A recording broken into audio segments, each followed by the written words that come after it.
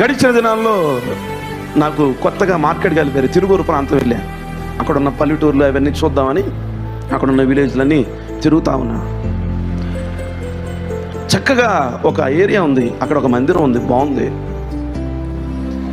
ఈ మందిరం భలే ఉందండి. ఎవరిది ఇది అంటే, వాళ్ళు అన్న మాటకి నాకు ఏడుపు వచ్చేసింది.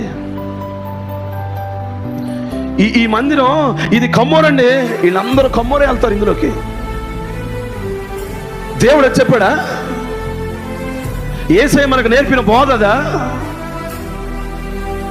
దేవుని మందిరంలోకి ఎవరు రావాలి? ఎవరైనా రావచ్చు. పాపులు సైతం, రోగి సైతం, కుష్టి రోగి సైతం, తిరుగుబోతు, పాపి, వ్యభిచారి ఎవడైనా సరే దేవుని మందిరంలో వాడు అడుగు పెట్టాలి, దేవుని మాట వినాలి, వాడు మనస్సు మారాలి.